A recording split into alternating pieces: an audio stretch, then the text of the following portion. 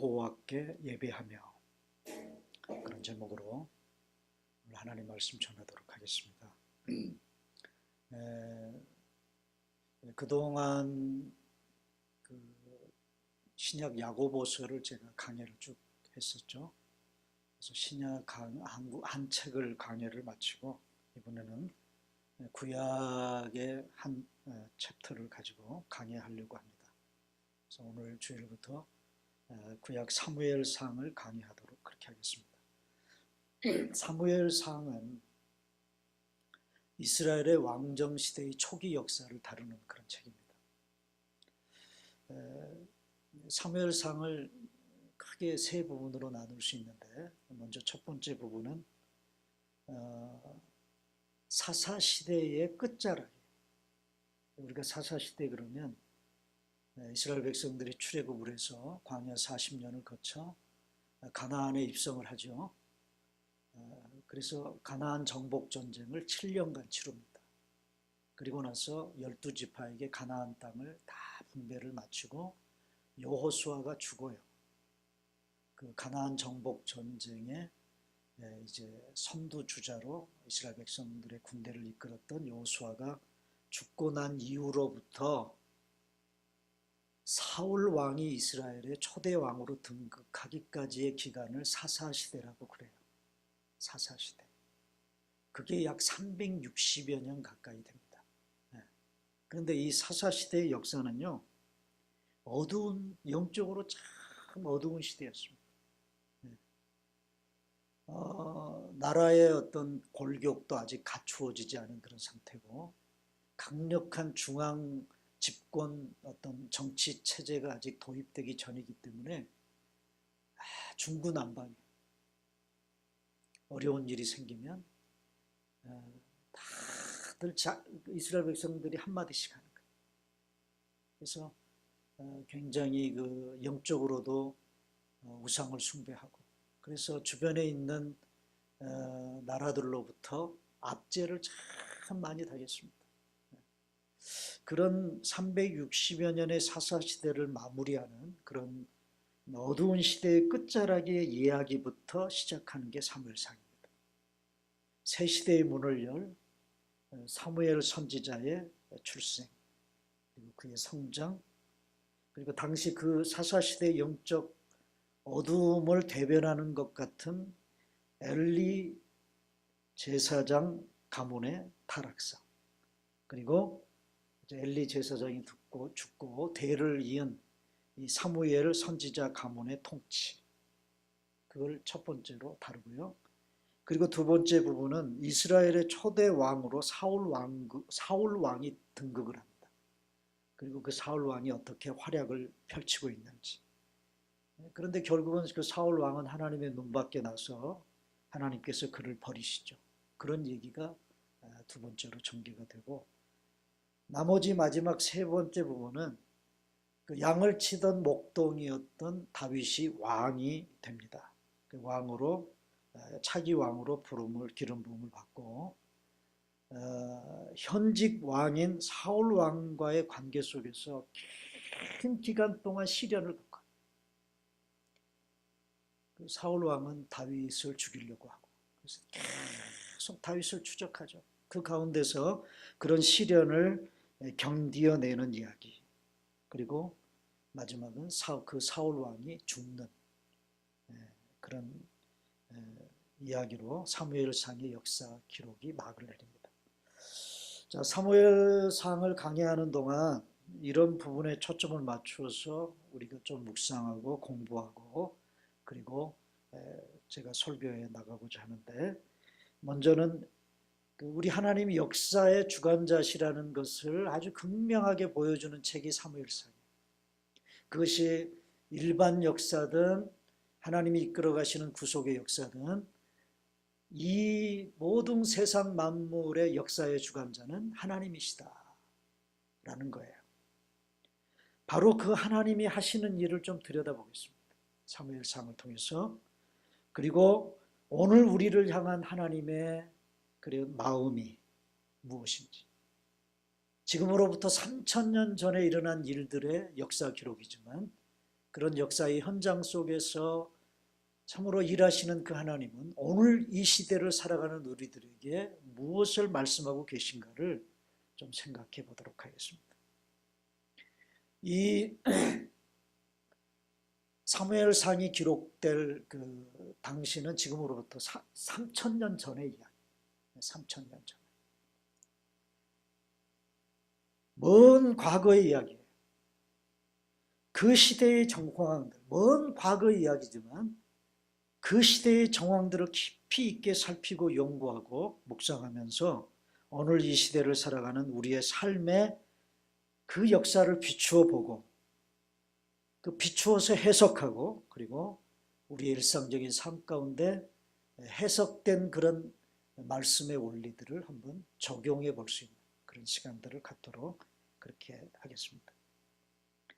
먼저 오늘 1절부터 5절까지를 여러분들에게 강의할 텐데요. 오늘 본문은 그 사무엘상의 첫 번째로 등장하는 인물이 사무엘 선지자입니다. 사무엘 상하로 되어 있죠. 근데 원래 히브리어로 기록된 그 히브리어 성경에는 사무엘 상하가 구분이 되어 있지 않아요. 한 권의 책으로 되어 있어요. 그런데 이제 이게 정경화되면서 상하로 이렇게 나눠졌는데 그 사무엘 선지자의 이름을 따서 사무엘 상하로 그렇게 나누었습니다. 근데 이 사무엘 선지자를 사무엘상을 기록한 기록자가 등장시키기 위해서 그의 출생의 배경이 되는 그의 아버지 엘가나와 어머니 한나에 얽힌 한 레위 가정의 이야기를 다루고 있어요. 마치 여러분 우리가 한국 드라마 중에 그 사극 같은 거를 보면 그 사극에 등장하는 주인공을 이제 그 등장시키기 전에 먼저 그 이 사람이 어떻게 해서 태어나게 됐는가에 대한 앞에 그런 어떤 이야기를 먼저 전개시키죠. 그런 것과 똑같은 그런 기록이라고 볼 수 있습니다. 먼저 이 사무엘의 아버지 엘가나라는 사람이 나오는데 이 엘가나라는 사람이 어떤 사람인가를 소개하고 있습니다. 1절입니다. 다 같이 시작.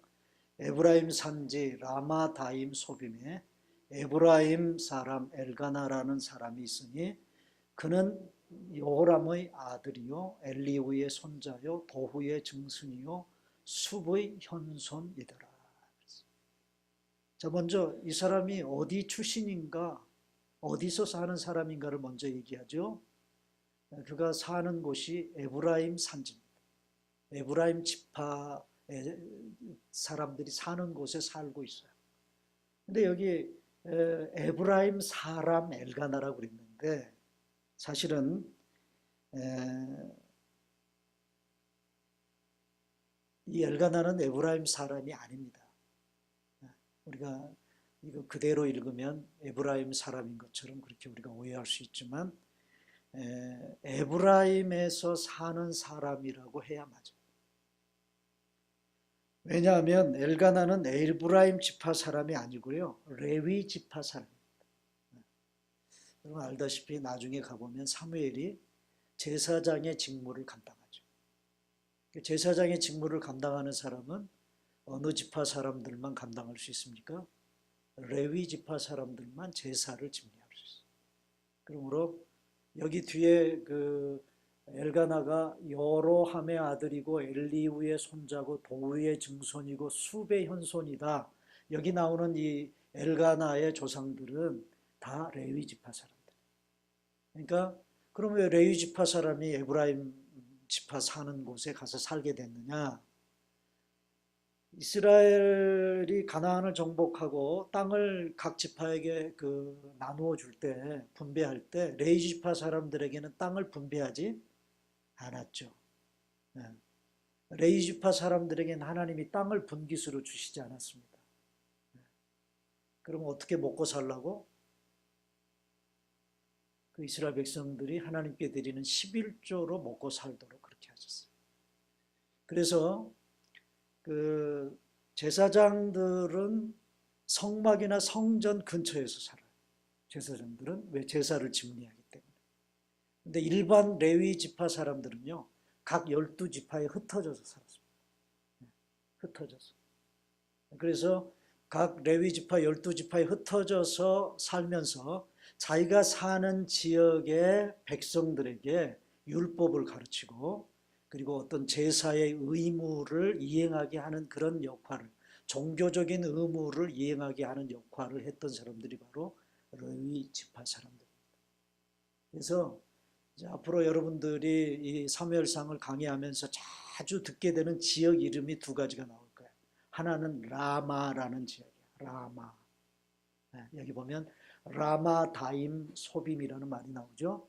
근데 이 라마라는 지역은 사무엘 선지자가 태어난 자기 고향인데, 나중에 선지자로서의 역할을 할 때 그 사무엘 선지자의 주 활동 무대가 됩니다. 굉장히 중요한 무대가 됩니다. 그리고 또 한 가지는 여기 보면 마지막 그 엘가나의 조상들 중에 숲의 현손이다라는 말이 나오죠. 숲. 근데 이 숲이라는 사람이 아마도 이 라마, 숲 땅에 있는 라마에 정착을 한 것 같아요. 오래전에. 그래서 이제 나중에 보면 숲 땅이라는 말이 참 많이 나옵니다. 숲 땅.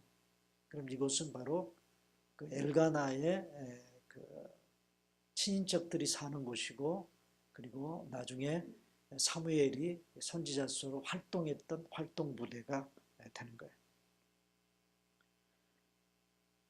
자, 엘가나가 어떤 사람인가?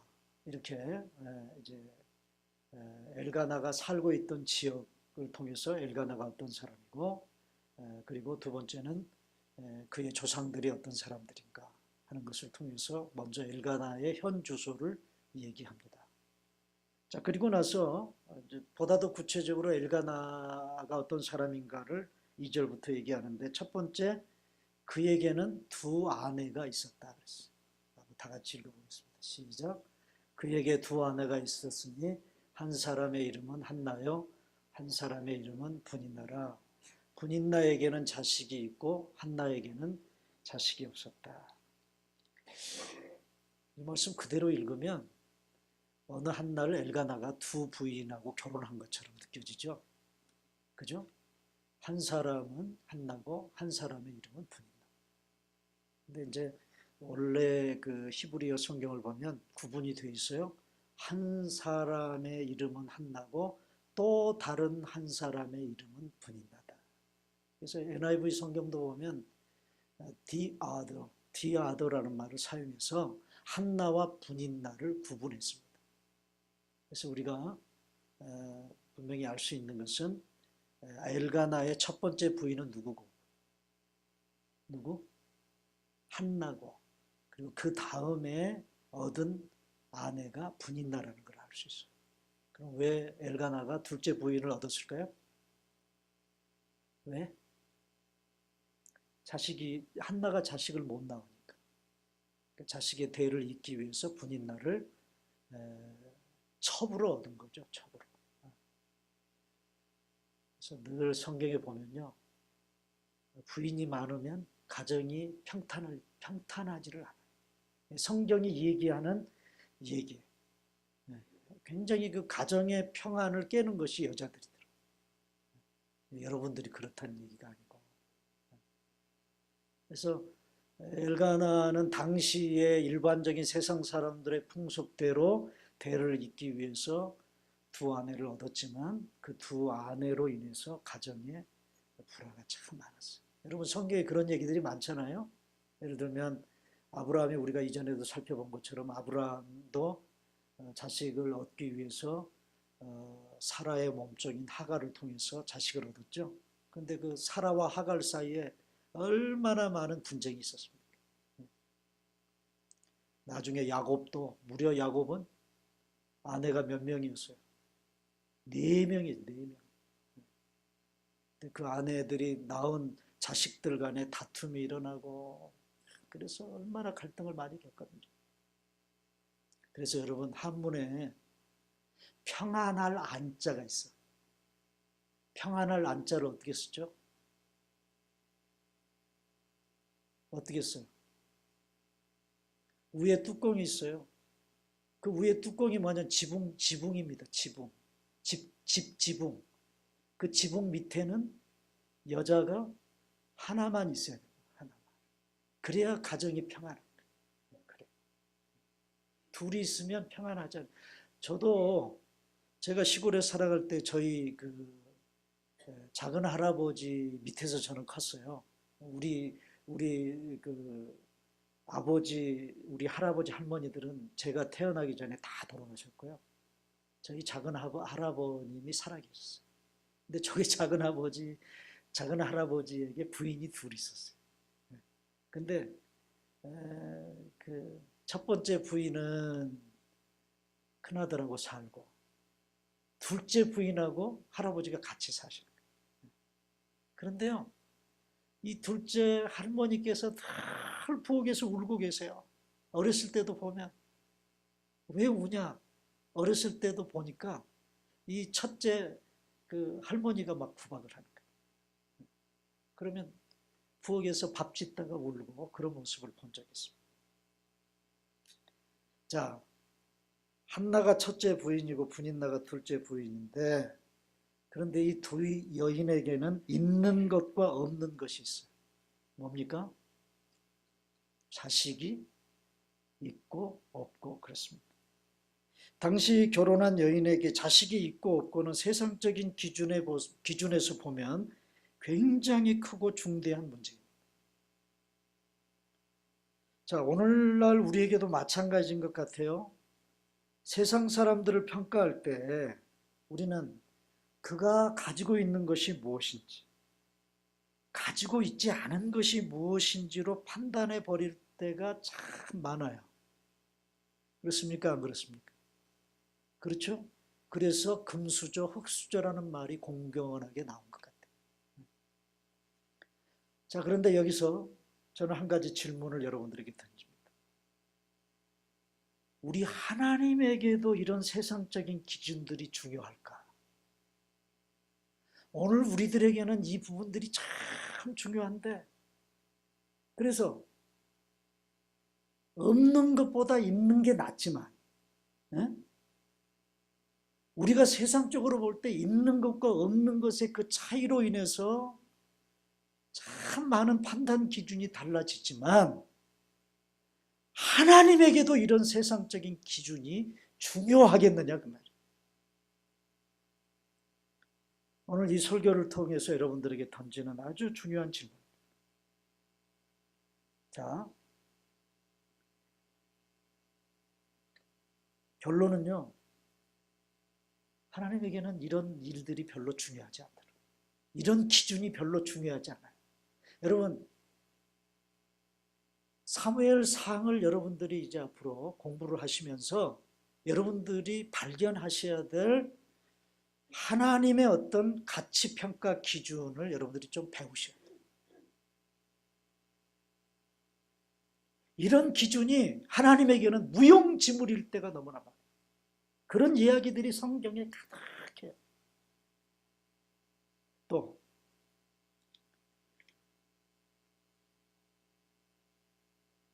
3절에 보면 엘가나가 어떤 사람인가가 또 하나가 나오는데 다 같이 읽어보겠습니다. 시작. 이 사람이 매년 자기 성읍에서 나와서 실로에 올라가서 만군의 여호와께 예배하며 제사를 드렸는데 엘리의 두 아들 흠니와 비느하스가 여호와의 제사장으로 거기에 있었더라. 자, 엘가나는 어떤 사람입니까? 적어도 1년에 한 차례 이상 그는 하나님의 법궤가 있는 성막에 나아가서 가족들과 함께 하나님께 정기적으로 예배와 제사를 드리는 경건한 사람이에요. 자, 그런데 참 재미있는 게 이 3절 안에 이렇게 매년 성막이 있는 실로에 올라가서 하나님께 예배 드리는 엘가나를 소개하다가 느닷없이 여기 두 사람을 언급하죠. 누구요? 당시의 대제사장이었던 엘리의 두 아들을 얘기해요. 이 흠니와 비느하스. 근데 이들이 그 실로라는 성막 안에서 제사장으로 거기 있었다. 그렇게 기록하고 있었습니다. 그것도 현직 제사장의 직무를 감당하고 있어요. 당시 실로에는 하나님의 법궤를 모신 성막이 있었습니다. 이 성막은 언제 만들어졌죠? 언제 만들어진 성막입니까? 이스라엘 백성들이 출애굽에서 광야 40년 동안 하나님께 예배드리고 제사 드리기 위해서 만들었던 성막. 그 성막을 이 실로에다가 가나안을 정복할 때 이 실로에다가 안치를 했어요. 제가 올 봄에 성지순례 했을 때 이곳을 다녀왔습니다.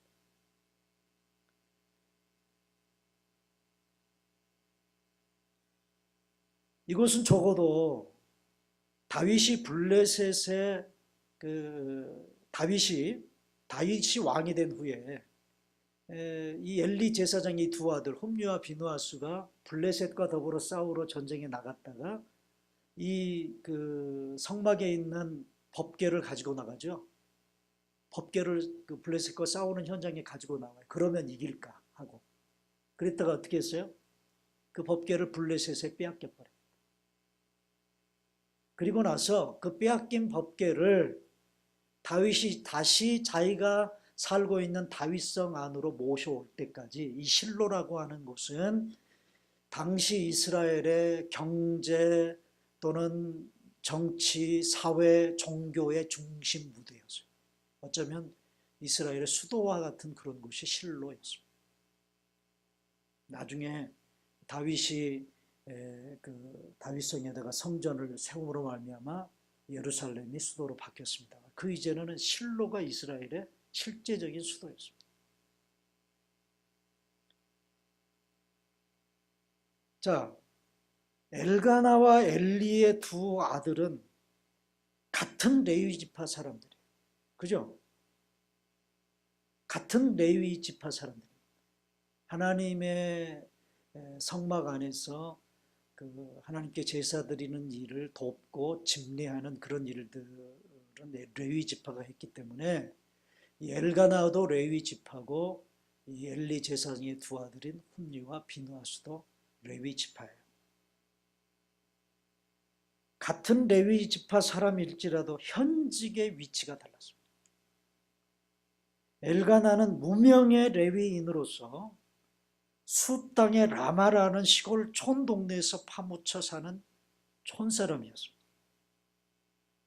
그러나 엘리의 두 아들은 아버지 잘 둔 덕분에 중앙 무대인 실로의 성막에서 당당하게 아버지를 대신해서 제사장의 직무를 감당할 뿐만 아니라 나라의 전쟁이 일어나면 사사의 역할도 감당하는, 당시로서는 무시할 수 없는 그런 위치에 있었던 사람들이 바로 이 홈리와 비누아스.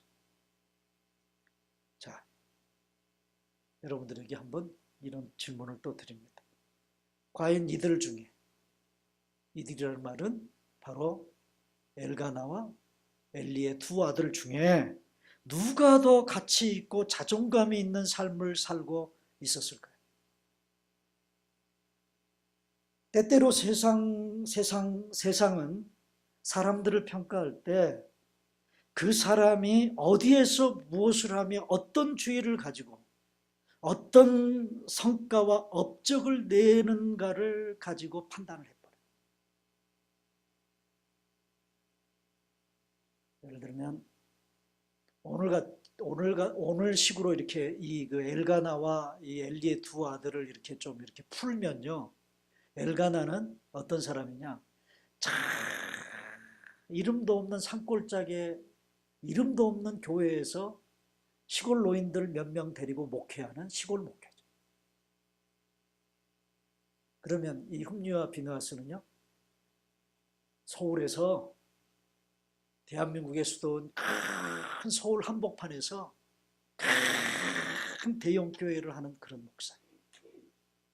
자, 일반적으로 우리의 어떤 판단 기준은 뭐예요? 이런 선입견을 우리가 가질 수 있거든요.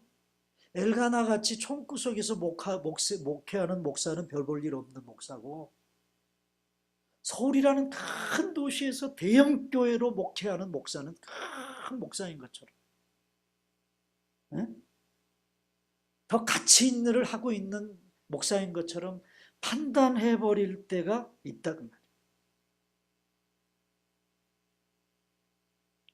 자, 과연 우리 하나님께서도 이런 세상적인 기준들이 중요할까요? 네? 자, 또 한 가지. 여러분 보세요. 엘가나와 그의 가족들은 지금 시골에서 살다가 자기가 사는 성읍에서 나와서 자기 가족들을 데리고 실로에 뭐하러 가고 있습니까? 지금? 뭐하러 가고 있다고 그랬어요? 예배하며 제사 드리러 가고 있어요. 여러분 같은 사람들, 엘가나. 아시겠어요? 여러분들도 예배 드리러 교회 나오셨죠? 지금 예배의 자리에 앉아 있지 않습니까? 어쩌면 저는요, 흠리어 비누하스 같은 사람, 제사장이기 때문에 예배를 집례하는 사람. 자, 하나님 입장에서 볼 때 여러분들과 저 어떤 위치가 다르고 직이 다르다고 해서 하나님께서도 달리 보실까 하는 거예요. 제가 말씀을 전하는 강단에 서 있다는 사실이 여러분들이 예배드리러 온 여러분들과 차별을 갖게 하실까? 정말 하나님이 다르게 보실까? 그 가치 판단을 하나님이 다르게 하실까? 이 부분에 대한 질문. 오늘 제 설교를 통해서 여러분들에게 드리는 두 번째 질문. 또 4절, 5절 우리 이제 4절, 5절 마지막 절을 보면 엘가나가 어떤 사람인가가 또 나오는데, 자, 4절 다 같이 보겠습니다. 시작. 엘가나가 제사를 드리는 날에는 제물의 분깃을 그의 아내 분인나와 그의 모든 자녀에게 주고, 5절 시작. 한나에게는 갑절을 주니 이는 그를 사랑함이라. 자, 여기까지. 자, 실로 성막에 가서 하나님께 예배를 드렸어요. 당시 예배는 하나님께 제사를 드리는 거죠. 동물을 잡아서 하나님께 바치는 겁니다. 자, 그런데 여기 제물을 나누었다. 하나님께 바쳐진 제물을 가족들과 나눴다라는 것을 볼 때 이 제사가 화목제라는 것을 알 수 있어요. 유일하게 하나님께 드리는 제사들이 많아요. 번제니 뭐 소제니 이런 번제 제사의 종류가 많은데 그 중에서 제사를 하나님께 동물을 잡아서 바치는 제사들 중에 유일하게 그 제물을 바치는 제주, 제물을 바쳐서 제사를 드리는 사람들이 그 제물의 일정 부분을 나누어 먹는 제사가 화목제입니다. 그 제물은요, 먼저 하나님께 바쳐요. 그 제물 그 중에 예를 들면 소를 바친다고 그러면 그 소 중에 기름진 부분들, 콩팥이라든가 내장에 이런 기름진 부분들은 하나님의 그 제단의 번제로 태워서 드려요.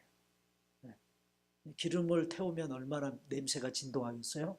그죠? 그래서 그 냄새의 향기를 하나님께 드린다. 그래서 내장 부분은 하나님께 바치고, 그 다음에 그렇게 하고 난 다음에 남은 제물의 일정 부분의 몫은 제사장의 몫이. 제사장의 몫.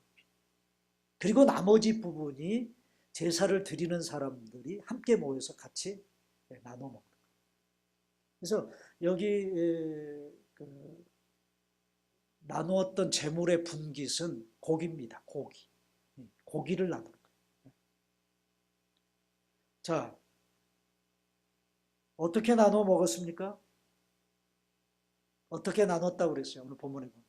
먼저는 분인나와 그의 아들과 딸들에게 분깃을 주고, 그러니까 고기 살점을 떼어서 먼저 분인나와 그의 아들, 딸들에게 나눠준 거예요. 그리고 한나에게는 어떻게 했다고요? 한나에게는 다른 가족들에게 분배한 것보다 갑절을 줬다. 갑절. 왜? 왜 엘가나가 한나에게만 갑절을 줬다고요? 왜? 여기 얘기했죠. 이는 한나를 사랑하기 때문입니다. 자, 이게 엘가나식 사랑 방법.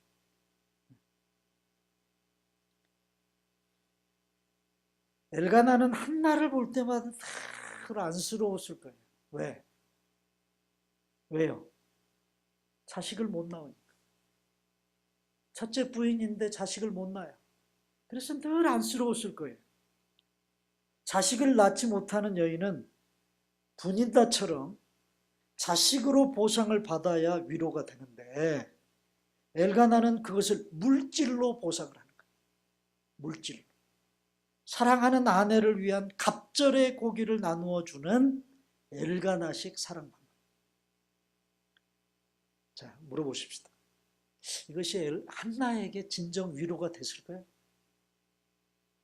네? 한나에게 위로가 됐을까요? 안 됐을까요? 안 됐습니다.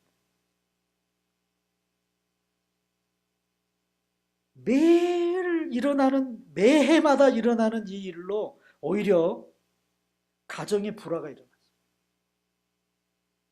여기 보면 매년이라는 단어가 나오죠. 매년. 그러니까 1년에 한 차례씩 실로에 가서 제사 드리러 올라갔는데 그럴 때마다 한나는 괴로운 날. 왜요? 왜? 자기 남편이 자기 위로한다고 그 고기 분깃을 2배로 주는데 그것 때문에 누가 질투를 해요? 이제 다음 주에 우리가 살펴보려고 합니다. 분인나가 질투를 하는 거예요. 있는 사람이 더해요. 그런 말을 하잖아요, 우리가.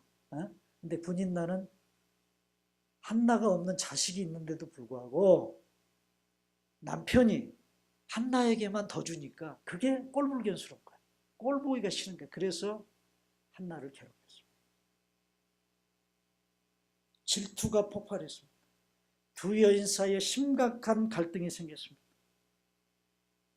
한나가 분인나로부터 괴롭힘을 당했습니다. 가족들끼리 재물의 분깃을 나누며 축제를 벌이는 기쁨의 날이 한나에게는 기쁨의 날이 아니라 슬픔의 날이 되어버린 거죠. 때때로 세상 사람들이 말하는 것을 보면 진정한 보상이 무엇인지를 판가름하기가 어려울 때가 있어요. 뭐 무자식이 상팔자인데 자식 없어도 그만한 주의 돈 있으면 되는 거 아니야? 이런 말을 쉽게 해요, 안 해요? 사람들이 할 때가 있어요, 없어요? 있죠. 그런 말 들어보신 적도 있죠. 자식 없어도 저런 남편 사랑 한번 받아보았으면 소원이 없겠다. 뭐 이런 얘기도 종종 쉽게 하는 사람들이 있습니다. 그런데 여러분, 내가 주변에서 듣는 이런 말들이 위로가 되고 보상이 될까요? 직접 그런 당사자들에게는 이런 말들이요, 위로와 보상이 되지 않습니다. 눈에 보이는 보상은요, 그때뿐이에요. 그렇습니까? 안 그렇습니까? 눈에 보이는 보상은 그때뿐입니다. 지나고 나면 다시 허전해지는 게 물질적인 보상.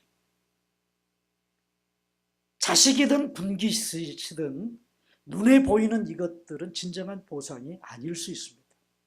자, 세 번째 마지막 질문. 하나님도 과연 이런 방법으로 우리를 위로하고 보상해 주시는 분일까? 하나님의 계획 속에 숨겨진 더 중요하고 가치 있는 보상은 없는 것일까? 오늘 제 설교를 통해서 여러분들에게 드리는 세 번째 질문입니다. 첫 번째 질문이 뭐였어요? 벌써 다 잊어버리셨죠? 첫 번째 질문이 뭐였어요? 있고 없고가 그렇게 중요한가? 에? 우리는 있고 없고가 얼마나 중요해요, 그죠? 그래서 없는 것을 채우기 위해서 우리가 얼마나 발버둥을 칩니다. 근데 이것이 하나님께도 정말 중요하냐고. 두 번째 질문은요. 두 번째 질문은 저와 여러분들에게 저와 여러분들 사이에 차이가 있느냐고 말이에요. 차이가. 네? 내가 어디서 무엇을 하며 어떤 업적을 이루고 성과를 거두는 것이 우리 하나님께도 그렇게 중요할까? 라는 질문. 세 번째 질문은요. 눈에 보이는 보상이 진짜 보상일까? 눈에 보이는 가시적이고 물질적인 보상이 하나님이 우리에게 뭔가 우리를 위로하고 우리가 이 세상에서 힘겹게 살아가는 그런 삶에 대한 축복과 보상으로 주시는 것의 전부일까 하는 것입니다. 자, 이 세 가지 질문에 대한 대답이 오늘 본문 3절에 등장하는 하나님의 이름 속에 있습니다. 자, 3절 보겠습니다. 다 같이 시작. 이 사람이 매년 자기 성읍에서 나와서 실로에 올라가서 만군의 여호와께 예배하며 제사를 드렸는데 엘리의 두 아들 홈리와 비느하스가 여호와의 제사장으로 거기 있었다. 자, 어떤 하나님의 이름이 등장합니까? 만군의 여호와. 엘가나가 예배드리고 제사 드렸던 하나님의 이름입니다. 만군의 여호와.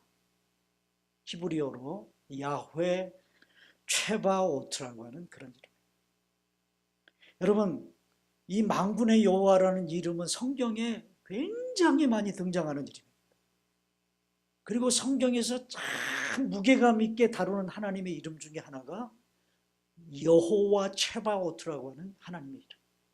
무려 성경에 282번이나 등장합니다.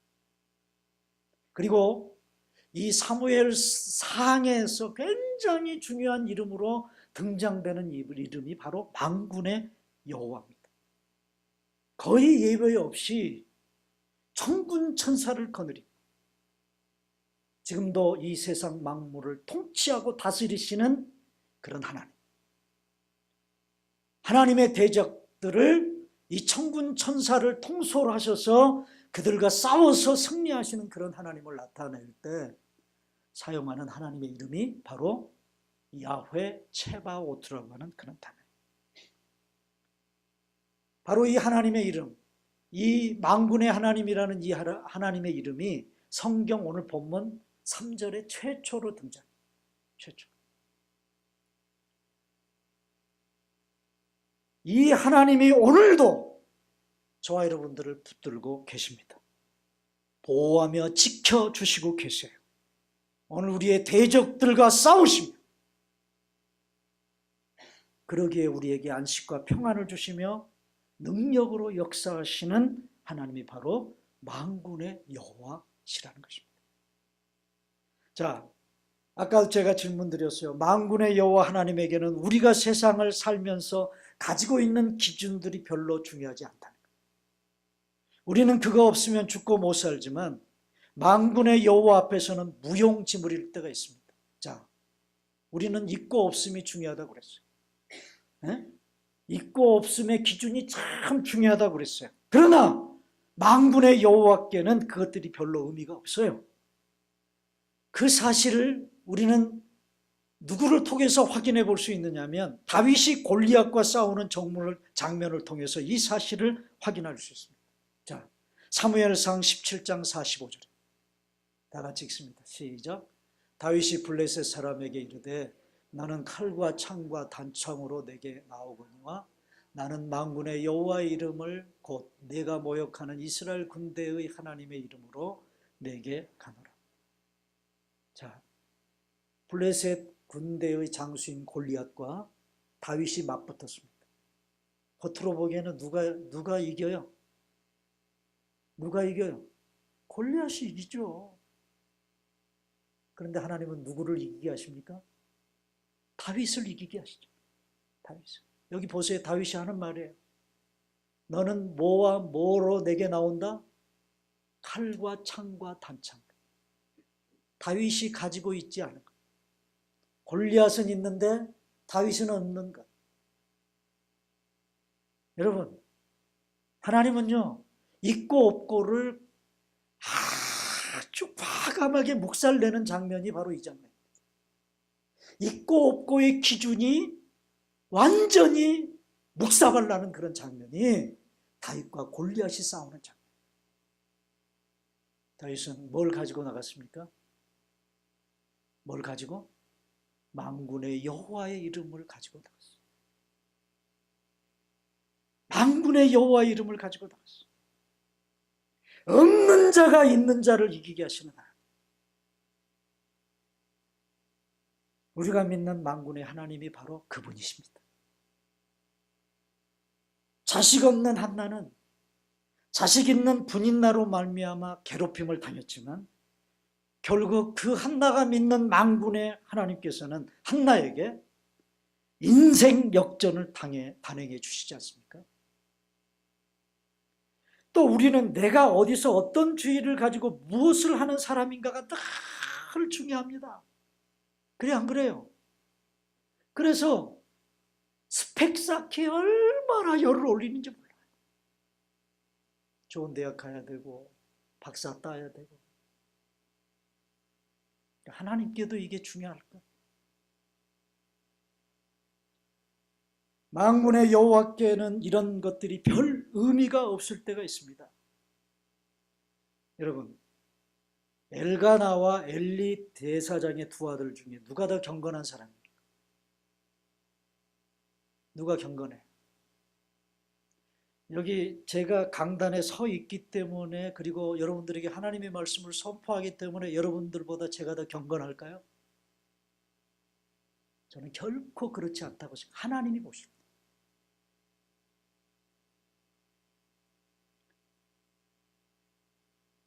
엘가나는 촌사람이고 엘리의 두 아들들은 중앙성소의 제사장이니까 이들이 더 중요한 사람이고 하나님을 더 잘 섬기는 사람들입니까? 여러분, 이것은 세상의 기준에 따른 우리의 선입견이에요. 성경은 엘가나가 만군의 여호와께 예배하는 자였다고 기록하고 있어요. 그러면 엘리 제사장의 두 아들은 어떤 자들이라고 성경이 말합니까? 어떤 자들이라고?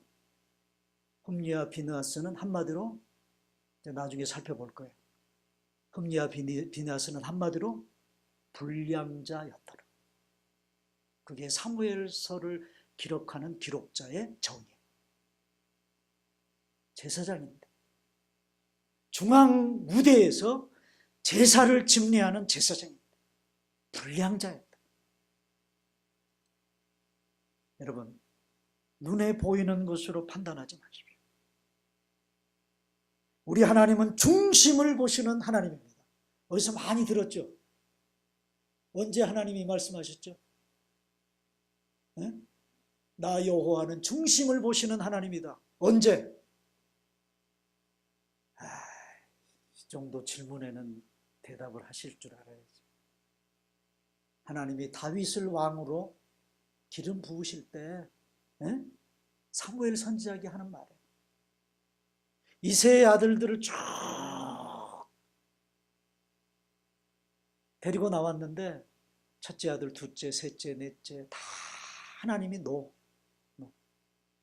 그러면서 사무엘에게 하는 말. 나 여호와는 뭘 보시는 하나님이다? 중심을 보시는 하나님. 맨 마지막 아들인 다윗을 왕으로 기름 부으셨어요.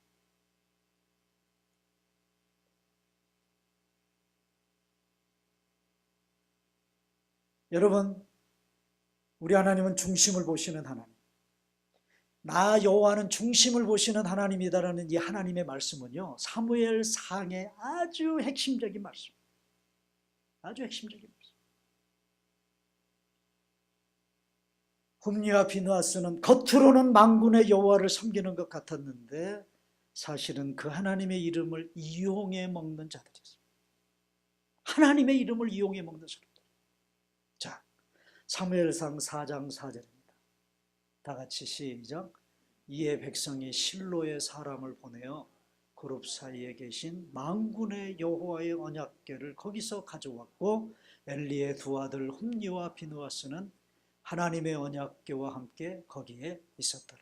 자, 제가 아까 앞에서 얘기한 대로 법궤를 빼앗겼던 이 전무후무한 사건이 일어나는 배경을 기록한 내용. 나중에 살펴볼 거예요. 그런데 그 법궤를 일컬어서 만군의 여호와의 언약궤다 그랬어요. 자, 홈리와 비누아스가 왜 이 만군의 여호와의 언약궤를 전쟁터에 가지고 나갔느냐? 성막에 있어야 될 그 언약궤를 메고 전쟁터로 나가는 거예요. 그 이유가 뭐냐면 이 만군의 여호와의 언약궤를 가지고 나가서 싸우면 혹시나 전쟁에서 이길까 봐 법궤를 이용해 먹는 거예요. 근데 여기 본문에 보면, 여기 보면 4장 4절에 보면 그 언약궤 곁에 누가 있었다? 언약궤와 함께 누가 있었어요? 홈리와 비느하스가 있었다. 여러분, 홈리와 비느하스가 그렇게 불량자로서 그렇게 제사장 역할을 하면서도 언약궤 옆에 있으면 자동적으로 경건해질까요? 그래요? 법궤를 빼앗겼습니다. 그 전쟁터에서 두 아들이 죽었습니다. 그 두 아들이 죽었다는 소식을 들은 아버지인 엘리 제사장은요, 그 소식을 듣자마자 의자에 앉아있다가 꼬꾸라져서 목이 부러져 죽었습니다. 그런 비극적인 사건이 벌어졌다.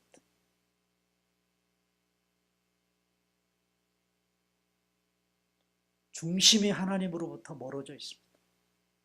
하나님을 떠나 있습니다. 그래서 만군의 여호와의 법궤를 가지고 싸움터에 나갔지만 그 법궤를 빼앗겨 버리고 말았어요.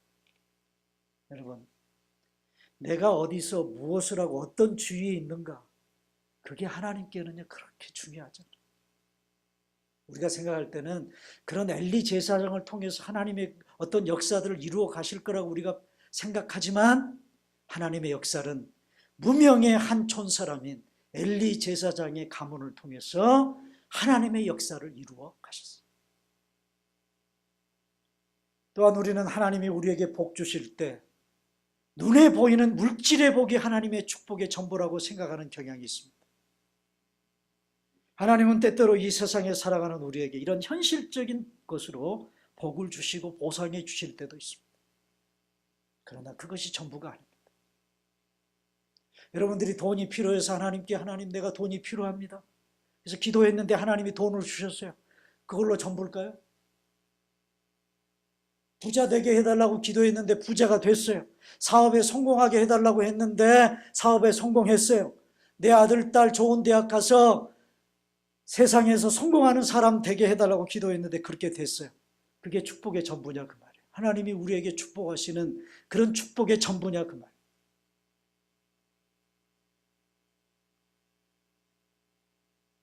아닙니다. 중요한 것은 그 물질의 보상 이유가 중요한 거예요. 하나님이 마치 한나에게 분깃의 갑절의 보상보다도 자신을 향한 남편의 사랑이 더 중요했던 것처럼 그렇습니다. 하나님께서도 한나가 자식을 낳게 해달라고 기도했을 때 사무엘이라는 아들을 주시는 것으로 보상해 주셨어요.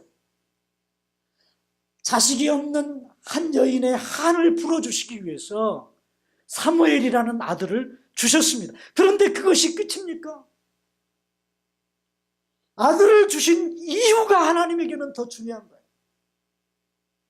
그 아들을 통해서 이루어 가실 하나님의 나라의 역사가 더 중요했습니다. 그래서 바로 그 아들을 주시는 만군의 하나님을 믿는 한나는 하나님께 이렇게 기도했어요. 자, 1장 11절 다 같이 시작. 소원하여 이르되 만군의 여호와여 만일 주의 여종의 고통을 돌아보시고 나를 기억하사 주의 여종을 잊지 아니하시고 주의 여종에게 아들을 주시면, 자 여기까지 아들 달라고 기도했어요. 나 아들 없으니까 하나님 아들 주셔야 보상이 되지 않습니까? 아들 주세요. 한나의 기도가 여기서 끝났잖아요. 그러면요, 주시면 내가 그의 평생의 그를 여호와께 드리고 삭도를 그의 머리에 되지 않겠습니다. 여러분, 이게 중요한 것입니다. 자식이 있고 없고가 중요한 게 아닙니다, 여러분. 내가 부자인가 가난한가가 중요하지 않습니다, 하나님께는. 하나님은 자식을 있게도 하시고 없게도 하시는 하나님이에요. 오늘 본문 5절에 보면 한나로 하여금 자식을 못 낳게 하신 분이 누구예요? 하나님이라고 기록하고 있어요. 그리고 또다시 자식을 낳게도 하시는 분이 하나님. 가난에 처하게도 하시고 부에 처하기도 하세요. 중요한 것은 그런 상황 속에 어떤 하나님의 뜻이 있느냐 하는 것입니다. 처한 상황을 통해서 하나님이 하실 일이 뭐냐? 여러분, 그 부분에 포커스를 맞추고 그것을 바라볼 줄 아는 여러분의 믿음의 눈이 열릴 줄 알아야 돼요.